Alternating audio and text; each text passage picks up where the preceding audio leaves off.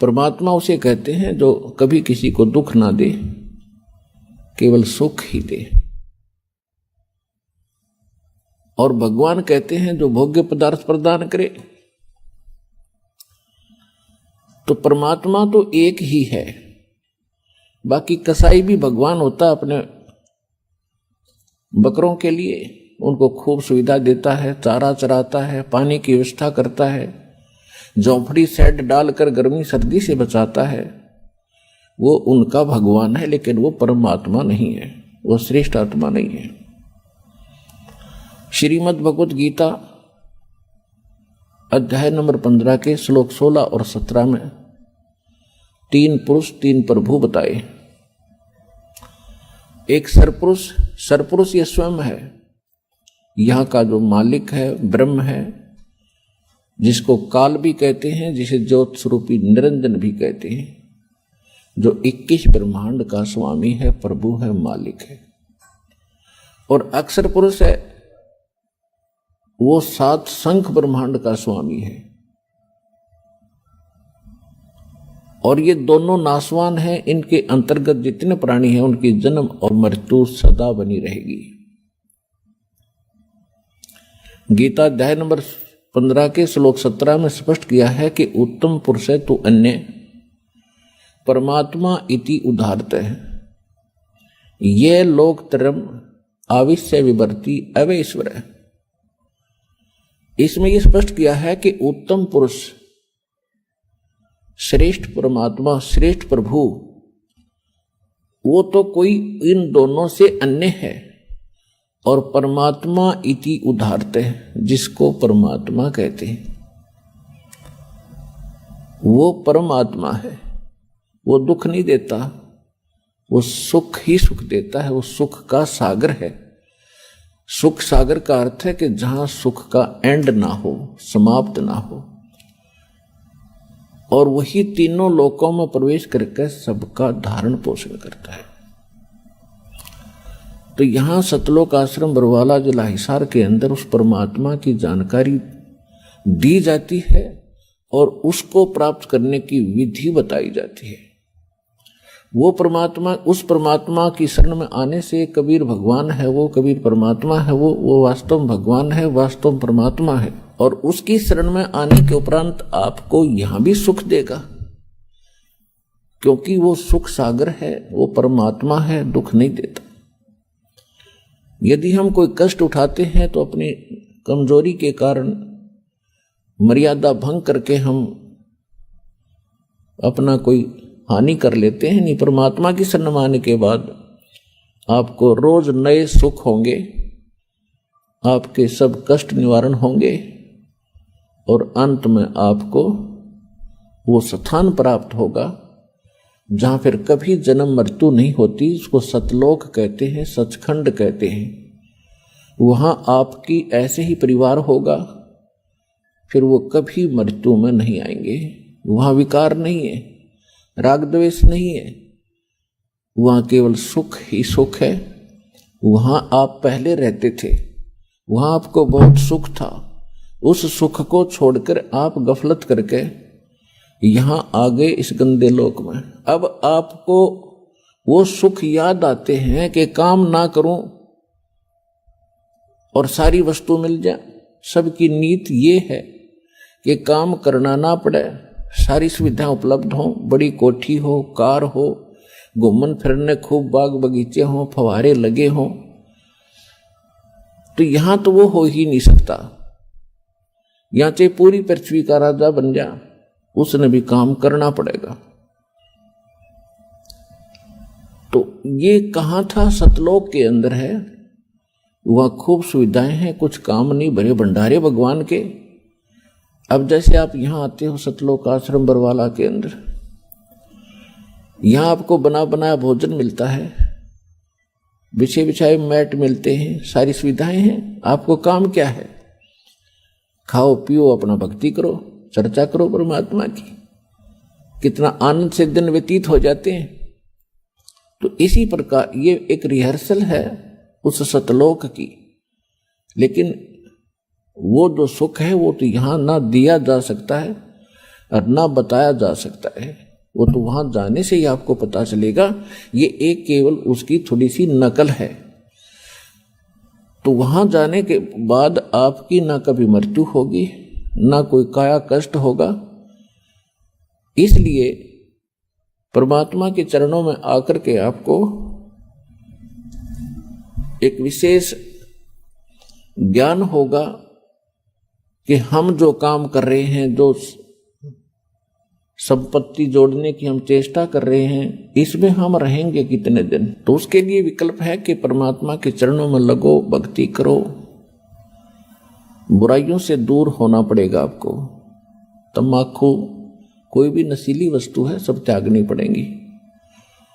और चोरी, जारी, ठगी, रिश्वतखोरी, ये भूल कर भी नहीं करना,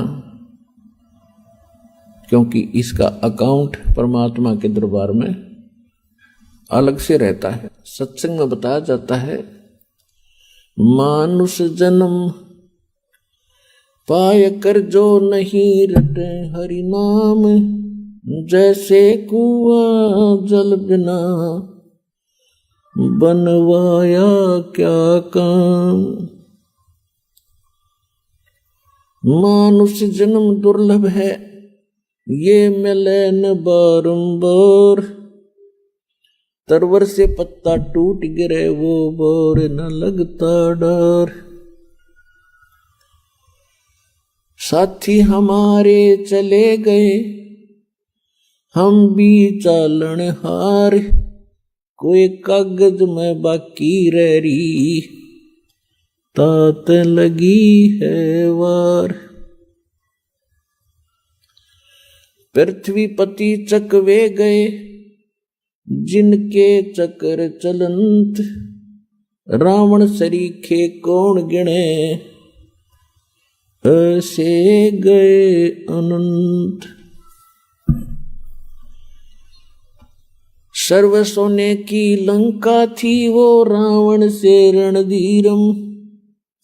एक पलक में राज बिराजी, जम के पड़े जंजीरम। मन तो सुख के सागर बसरे, भाई और न ऐसा यसरे।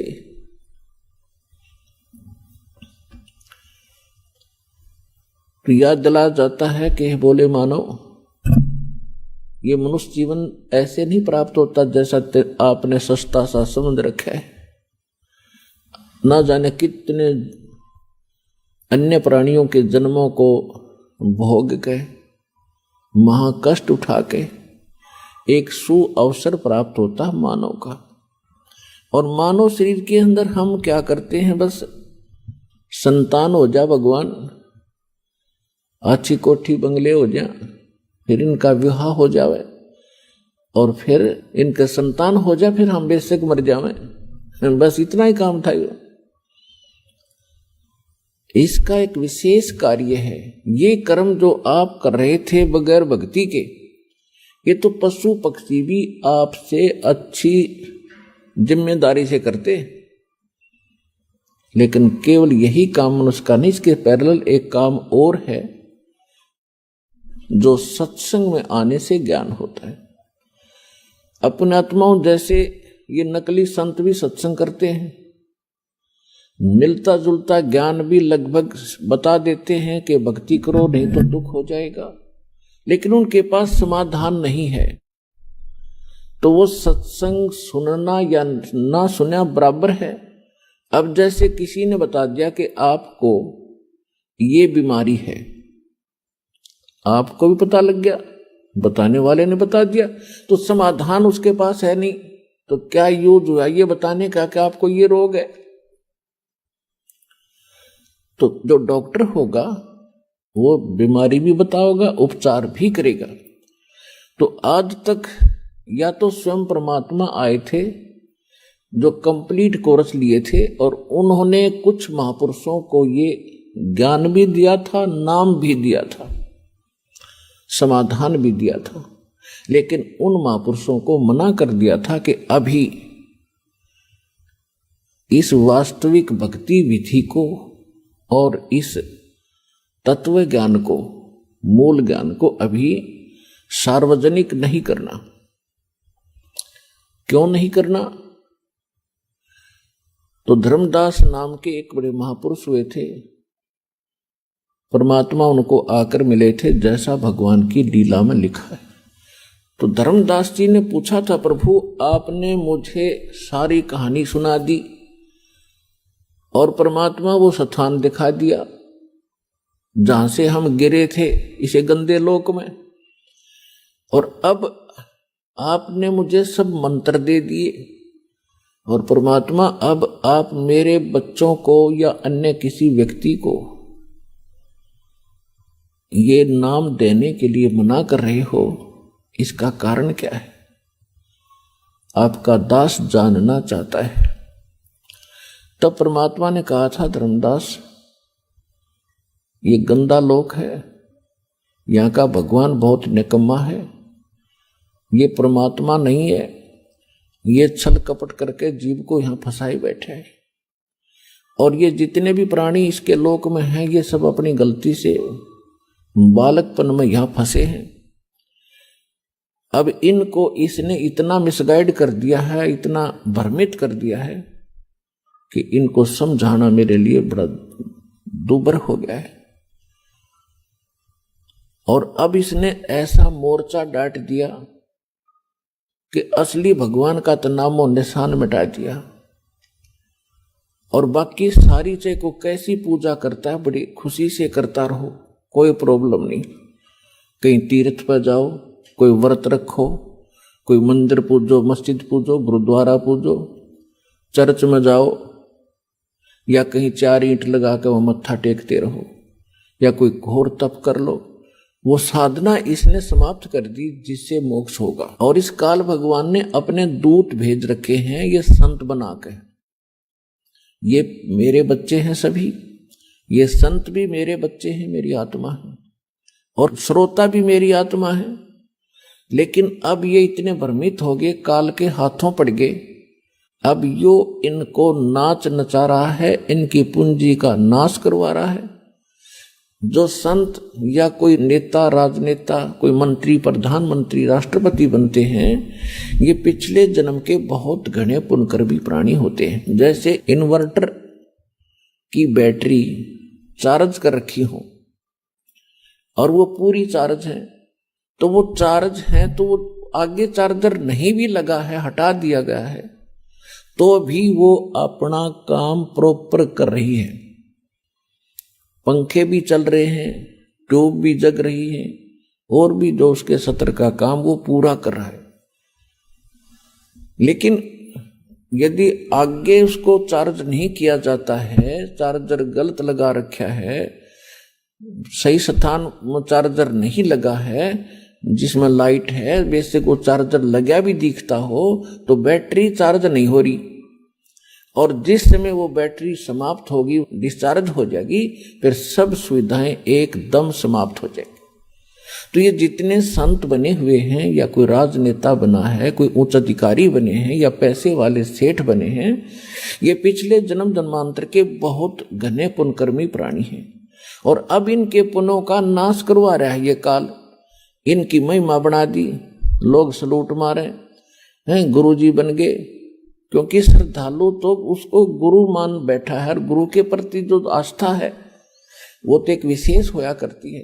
लेकिन एक यदि कोई व्यक्ति गधे के ऊपर आस्था लगा ले कि यह गाय हर बाल्टी भरेगी दूध की, वो तो मूत की तो भर सके है, दूध की नहीं उसके पास। तो जितने भी नकली संत इस तत्व ज्ञान से परिचित नहीं है, इनको सभी संत मान करके इस आशा में बैठे हैं ये पार करेंगे। ये आप तो हो जाइए पार, थारी तो बात बहुत दूर की है। पार होंगे मूल मंत्र से, मूल मंत्र से पार होंगे, और देने वाला मूल मंत्रों का अधिकारी हो तब पार होंगे। तो इस प्रकार परमात्मा बता रहे हैं धर्मदास जी को कि जिस समय ये भोली आत्मा यहां फंस गई इस काल के जाल में, आगे इसके साथ में, क्योंकि जब ये यहां आए तुम सभी भक्ति युक्त थे, तुम्हारे पास घना धन था भक्ति का, और आप उस भक्ति धन को लेकर इस ठग के साथ आगे, इस ब्रह्म के साथ, सरपुरुष के साथ, इस पर तुम आसक्त हो गए। ये सृष्टि रचना में आपको बहुत बार सुनाया है। अपने पिता से तुम विमुख हुए, भगवान के हृदय से उतर गए, और जिस कारण से आप यहां आ गए। इसने क्या छल किया आपके साथ? पहले आपको रखा ऊपर स्वर्ग में, पहले ब्रह्मलोक में रखा। ये ब्रह्मलोक क्या है? एक रेस्टोरेंट है, एक ये होटल है, और ये उसका मालिक है। इसने वहां अपने एजेंट छोड़ रखे हैं और उसका कमीशन रखा हुआ है, और जितने पुण्य हैं वो सब सुविधा ये देता है, लेकिन उसके व्यक्ति विशेष के, उस आत्मा के पुण्यों से ही वो सब कुछ वहां खाता है, भक्ति धन से। और जब भक्ति धन इसका समाप्त हो जाता है तो उसको पृथ्वी पर पटक देता है यहां। और फिर इसने परमात्मा का दिया हुआ ज्ञान, वेद, इनकम्प्लीट दे दिया। परमेश्वर ने इस ब्रह्म को कंप्लीट स्पिरिचुअल नॉलेज दिया था, ताकि मेरे बच्चों को ये सारा ज्ञान बता दे, ये भक्ति करके फिर आ जाऊं वापस। इसने जब ये परमात्मा का ज्ञान प्राप्त हुआ, इसको परमात्मा ने, कबीर परमेश्वर जी ने इस काल भगवान के अंतःकरण में, इसकी आत्मा में ये कंप्लीट स्पिरिचुअल नॉलेज डाल दिया था, जिसको तत्व ज्ञान कहते हैं। और समय आने पर ये जब बाहर आया, वो स्पिरिचुअल नॉलेज यानी वेद, कंप्लीट वेद, पूर्ण वेद, ये एक ही ज्ञान था। फिर इसने क्या किया कि उसमें से वो पोर्शन निकाल दिया जो परमात्मा की सीधी जानकारी थी, और वो मंत्र इसने नष्ट कर दिए।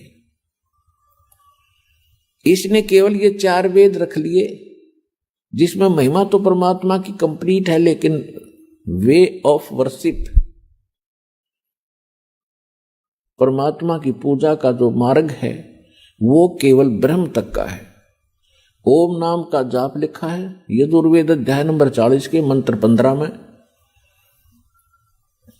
वायु अनिलम अमृतम भस्मांतम शरीरम अथितम भस्मांतम शरीरम ओम कर्तु समर किलबे समर और कर्तुम समर। ओम नाम का जाप काम करते करते सेवन करो, विशेष श्रद्धा के साथ सेवन करो, मनुष्य जीवन का मूल कर्तव्य जानकर इस नाम का जाप करो। फिर 40वें अध्याय के 17वें श्लोक में बताया गया है कि वो परमात्मा, जो पूर्ण परमात्मा, वो तो गुप्त है, उसकी जानकारी ये नहीं रखता, क्योंकि ये बताना नहीं चाहता। और ये वेद ज्ञान फिर ये बता रहा है कि मेरा ओम नाम है और इसकी भक्ति करो। यही ज्ञान चारों वेदों वाला निष्कर्ष श्रीमद् भगवत गीता के अंदर ज्ञान है। 8वें अध्याय के 13वें श्लोक में इसमें भी स्पष्ट किया है कि ओम इति एकाक्षरम ब्रह्म व्यवहारण माम अनुसमरण ये प्रयाति तजन देहम सयाति परमाम गतिम।